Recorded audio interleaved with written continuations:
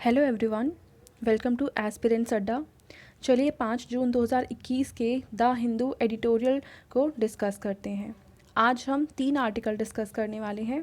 पहला है 2 cheers, second saving biodiversity securing earth's future and third है the time to limit global warming is melting away. तो चलिए पहला शुरू करते हैं जो कि है 2 चीयर्स। तो फ़िलहाल नीति आयोग के द्वारा एक इंडेक्स रिलीज़ की गई है जिसका नाम है sustainable development goal India index 2021। India का स्कोर अगर हम इस इंडेक्स में देखें 2019 में 60 था और अब 2021 में इसका स्कोर 66 हो गया है। पर कुछ एरियाज़ हैं जिनकी प्रोग्रेस नहीं हुई है, उनमें डिक्लाइन हुआ है। ये कौन कौन से एरियाज़ हैं? जैसे area of industry, innovation and infrastructure. तो इनमें ये वो एरियाज़ हैं जिनमें डिक्लाइन देखा गया है, इम्प्रूवमेंट नहीं हुआ है। और साथ ही साथ हम ये भी देखेंगे कि हमारे इंडिया के जो southern parts and western part हैं वो तो इस इंडेक्स में अच्छा परफॉर्म कर रहे हैं, जबकि जो नॉर्थ सेंट्रल पार्ट है और ईस्टर्न स्टेट्स है इंडिया के, वहाँ पे इंडेक्स को अगर हम देखें तो इन स्टेट्स की परफॉर्मेंस कुछ ज़्यादा अच्छी नहीं है।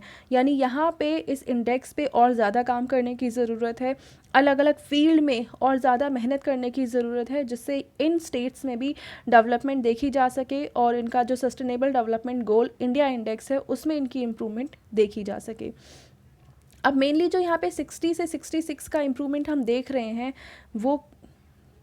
वो improvement in clean energy, urban development और हेल्थ सेक्टर में इम्प्रूवमेंट की वजह से हम देख पा रहे हैं कि इंडिया का स्कोर 60 से 66 पहुंच चुका है। यानी कुछ सेक्टर्स ऐसे हैं जहां पे डिक्लाइन देखा गया है, पर कुछ सेक्टर्स ऐसे भी हैं जहां पे इम्प्रूवमेंट देखी गई है और अच्छा परफॉर्मेंस हम देख सकते हैं इन सेक्टर्स में। पर इस बार की जो मैथोलॉजी है जो हम यूज़ कर रहे हैं इस इंडेक्स को कैलकुलेट करने में, उसमें चेंजेस किए गए हैं। क्या चेंजेस किए गए हैं हम पहले वो देखते हैं। देखिए 2020-21 के जो इंडेक्स हम निकाल रहे हैं उसमें कुछ सेक्टर्स को, कुछ इंडिकेटर्स को हमने हटा दिया है जो कि इकॉनमी बेस्ड थे।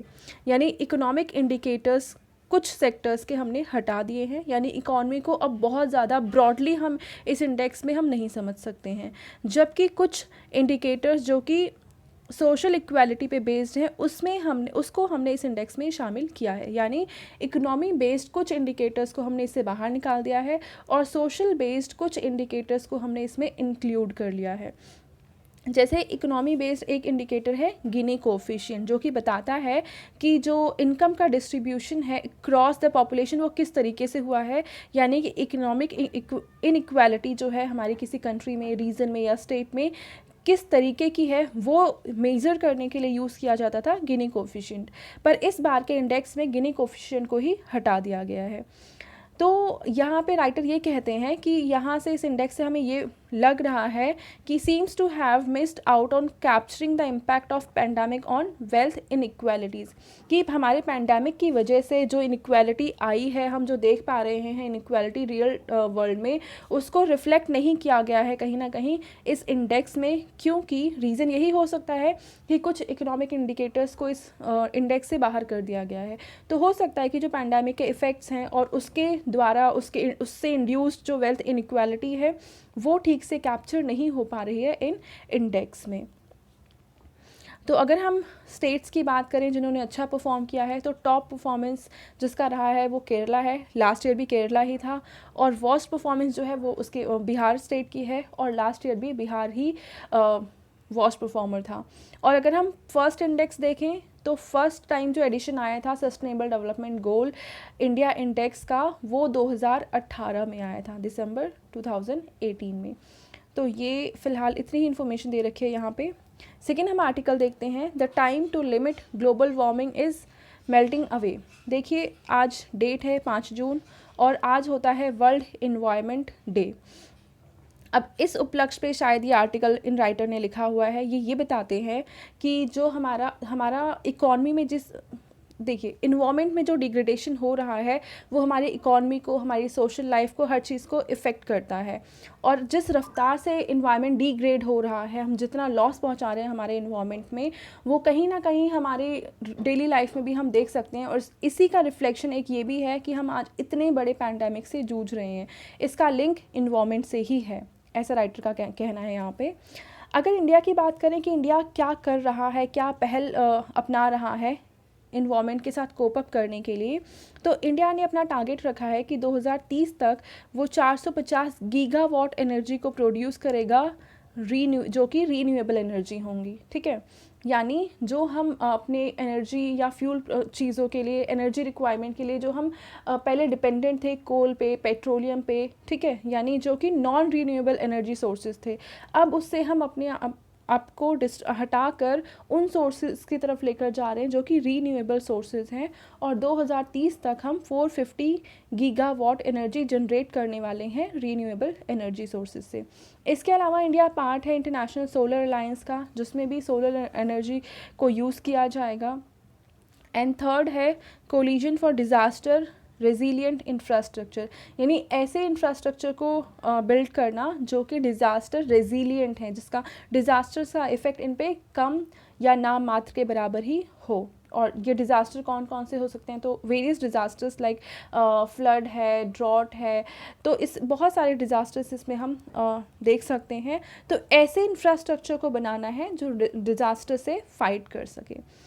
अभी हम देखेंगे कि नवंबर 2021 में ग्लासगो में एक मीटिंग होने वाली है, जिसको हम कहेंगे United Nations climate change conference होने वाली है, जिसको हम COP26 भी कहेंगे, यानी कॉन्फ्रेंस ऑफ पार्टीज़ 26, यानी ये 26 मीटिंग है यूएन की क्लाइमेट चेंज को लेकर। अब देखिए इन कोप की हम बात करें तो ऐसे 1 2 3 4, यानी COP26 का मतलब है कि ये मीटिंग है जो कि 26 टाइम हो रही है। ऐसे ही हम कोप अगर हम देखें जो पेरिस में हुआ था, पेरिस में एक मीटिंग हुई थी 2015 में, ठीक है, तो वहाँ पे हमने देखा था कि काफ़ी सारे यूएस को लेके और चीज़ों को लेकर वहाँ पे प्रॉब्लम्स आई थी।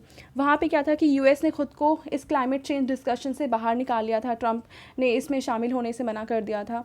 तो इसी की पार्टी अब दोबारा, इसकी मीटिंग दोबारा होने वाली है ग्लासगो में, और ये हम कोशिश करेंगे कि हम 1.5 डिग्री सेल्सियस तक का टारगेट हमने रखा है कि हमारे क्लाइमेट में जो टेम्परेचर चेंज हो रहा है, तो टेम्परेचर राइज 1.5 डिग्री सेल्सियस से ज़्यादा ना हो, ये बात कही गई है। पहले इनिशियली ये 2 डिग्री सेल्सियस का टारगेट रखा गया था, पर हम बहुत सारे साइंटिस्ट कम्युनिटी ने ये बताया कि 2 डिग्री सेल्सियस का टारगेट बहुत ज़्यादा है, और अगर 2 डिग्री तक भी हम अगर लिमिट कर पाए हमारे टेम्परेचर राइज को, तो भी हम बहुत ज़्यादा लॉस का सामना करेंगे। तो फिर उसके बाद ये प्रयास किया गया कि हम 1.5 डिग्री सेल्सियस तक ही टेम्परेचर राइज को रोक सकें, हमारी लिमिट 1.5 डिग्री सेल्सियस ही हो। तो हम ये कोशिश यहाँ पे की जाएगी कि 2030 तक अगर हम चाहते हैं कि 1.5 डिग्री सेल्सियस टारगेट को अचीव कर सकें, तो 2030 तक हमारे जो करंट के एमिशंस हैं उसको आधा कर देना होगा।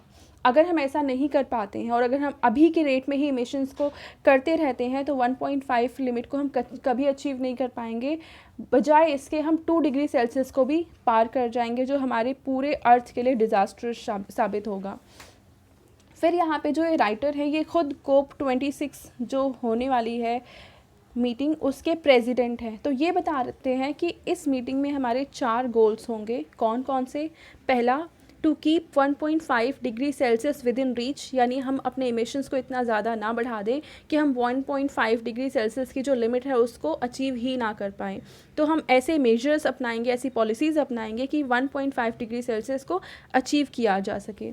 सेकेंड है to protect people and nature from the worst effects of climate change, यानी क्लाइमेट चेंज का डायरेक्टली इफ़ेक्ट ऑर्गेनिजम्स पे, नेचर पे, लोगों पर होता है, तो इसके इफ़ेक्ट को कम करने की यहाँ पर कोशिश की जाएगी, उससे प्रोटेक्ट करने की कोशिश की जाएगी लोगों को और हमारे नेचर को। फिर है कि डेवलप्ड कंट्री ने ये कहा था कि वो $100 बिलियन का फ़ंड प्रोवाइड करेंगे, जिससे कि जो डेवलपिंग कंट्रीज़ हैं जिनके पास टेक्नोलॉजी नहीं है और वो पुराने तरीक़ों पर ही निर्भर हैं अपने एनर्जी की रिक्वायरमेंट के लिए और अपने डेवलपमेंट के लिए, जिससे कि वो और ज़्यादा एमिशंस कर रहे हैं। तो ऐसे में अगर इन्हें अच्छा खासा फंड प्रोवाइड किया जाएगा या टेक्नोलॉजी सपोर्ट प्रोवाइड की जाएगी जिससे वो रीन्यूएबल एनर्जी की तरफ बढ़ सकें, तो हम अपने क्लाइमेट चेंज को कहीं ना कहीं रोक सकते हैं, कम कर सकते हैं। क्लाइमेट चेंज का जो टेम्परेचर राइज है उसको कम कर सकते हैं। तो ये 100 बिलियन जो फंड है उसको कोशिश की जाएगी कि ये डेवलप्ड कंट्रीज़ इस फंड में अपना कंट्रीब्यूशन कर सकें। एंड लास्ट है, we must work together to deliver on these goals. तो अगर हमें ये गोल्स अचीव करने हैं तो हम सभी को, चाहे वो डेवलप्ड कंट्रीज़ हैं, चाहे वो डेवलपिंग कंट्रीज़ हैं या कोई भी है, हमें सबको साथ आकर, साथ मिलकर करना होगा, तभी इस गोल को हम अचीव कर पाएंगे। और ये सबके लिए बेनिफिशियल होगा, चाहे वो डेवलप्ड कंट्रीज़ हैं, चाहे वो डेवलपिंग कंट्रीज़ हैं।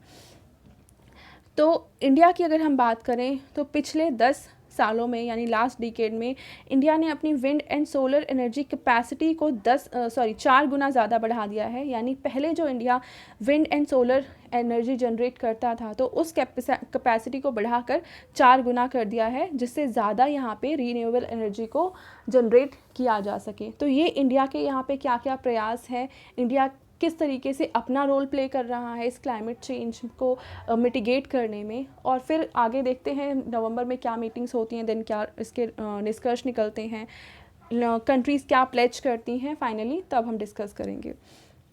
हमारा आज का लास्ट आर्टिकल है saving biodiversity securing earth's future. देखिए, अगर हम फ़िलहाल देखें तो हमारे जो फॉरेस्ट हैं या हमारी ग्रीनरी है वो बहुत रैपिड स्पीड से कम हो रहे हैं, लगातार कम हो रहे हैं। ना सिर्फ इंडिया में बल्कि वर्ल्ड वाइड हम देखेंगे इसके काफ़ी सारे नेगेटिव इम्पैक्ट्स आ रहे हैं। फॉरेस्ट का डिग्रेडेशन हो रहा है, ग्रीन एरियाज़ कम हो रहे हैं, इंडस्ट्री हैं, फैक्ट्रीज़ हैं, वो बढ़ रही हैं लगातार। और डेवलपमेंट के चक्कर में कहीं ना कहीं हम सस्टेनेबल डेवलपमेंट को भूलते जा रहे हैं और इन्वायरमेंट को हम मतलब एक वो जो फैक्टर होना चाहिए डेवलपमेंट में कि इन्वायरमेंट भी एक फैक्टर है कि उसको जनरेट ना किया जाए, उस लॉस ना किया जाए, उसको शायद हम सोचने या समझने की कोशिश भी नहीं कर रहे। हम सिर्फ डेवलपमेंट किए जा रहे हैं बिना कुछ सोचे समझे। तो यहाँ पे राइटर कहना चाह रहे हैं कि हर साल जो फॉरेस्ट से हमें जो सर्विसेज मिलती हैं, अगर उसको हम कैलकुलेट करें मॉनेटरी टर्म्स में, तो वो ऑलमोस्ट 1 ट्रिलियन रुपीज़ होगा पर ईयर। और अगर हम पिछले देखें 20 सालों में, यानी 2000 से, तो अब तक हम 7% हमारा फॉरेस्ट लूज़ कर चुके हैं ग्लोबली। यानी पूरे वर्ल्ड में जो भी फॉरेस्ट था वो 7% हम ऑलरेडी लूज़ कर चुके हैं, जो कि काफ़ी बड़ा अमाउंट है। और इंडिया की कंडीशन भी इससे कोई ज़्यादा अच्छी नहीं है। इंडिया में भी सेम स्पीड से ही यहाँ पे फॉरेस्ट का लॉस हो रहा है। तो ऐसे में to mitigate climate change we need to repair our dysfunctional relationship with nature. अगर हम चाहते हैं कि क्लाइमेट चेंज ना हो, हम इसके जो हानिकारक इफ़ेक्ट्स हैं उसको हम ना झेलें, तो हमें क्लाइमेट चेंज को मिटिगेट करने की कोशिश करनी चाहिए, उसे कम करने की कोशिश करनी चाहिए। और ये हम तभी कर सकते हैं जब हम और नेचर एक सिंक में रहे, हम कोऑपरेट करें एक दूसरे के साथ, हम इन्वायरमेंट को डैमेज ना करें। ऐसा नहीं है कि हम अपने डेवलपमेंट के लिए इंडस्ट्रीज़ लगाने के लिए, फैक्ट्रीज़ को ग्रो करने के लिए इन्वायरमेंट को पूरी तरह से नष्ट करें, क्योंकि अगर इन्वायरमेंट में कुछ प्रॉब्लम आती है तो वो उसके हार्मफुल इफ़ेक्ट्स हमारे ऊपर भी आएंगे। तो हमें कोशिश ये करनी चाहिए कि हम नेचर के साथ नेचर फ्रेंडली टेक्निक्स का यूज़ करें, नेचर फ्रेंडली तरीके से हम जिए, ना कि उसको डैमेज करके। Preserving biodiversity is directly relevant to the social, economic and environmental well-being of our people। Relevant नहीं, यहाँ पे रिलेटेड होगा।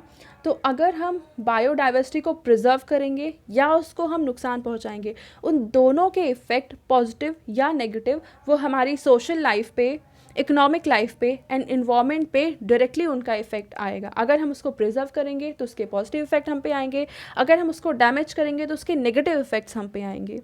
तो ऐसे में एक मिशन बनाया गया था जिसका नाम है national mission on biodiversity and human well being, जिसको शॉर्ट फॉर्म में हम कहते हैं NMBHWB, national mission on biodiversity and human well being. तो ये मिशन क्या करता है? The mission will strengthen the science of restoring, conserving and sustainably utilising India's natural heritage, तो हमारे पास जो भी नेचर और प्रेजेंट है, जो नेचुरल हेरिटेज है हमारी, उसको रीस्टोर करना, यानी जो लॉस हुआ है उसको वापस से हम कोशिश करेंगे कि वो रीस्टोर हो सके। जो हमारे पास फ़िलहाल रिसोर्सेज है, नेचुरल रिसोर्सेज, उसको कंजर्व करना और सस्टेनेबल तरीके से उसको यूटिलाइज़ करना कि जिससे उनका लॉस ना हो और उसके हार्मफुल इफ़ेक्ट्स हमें ना झेलने पड़े।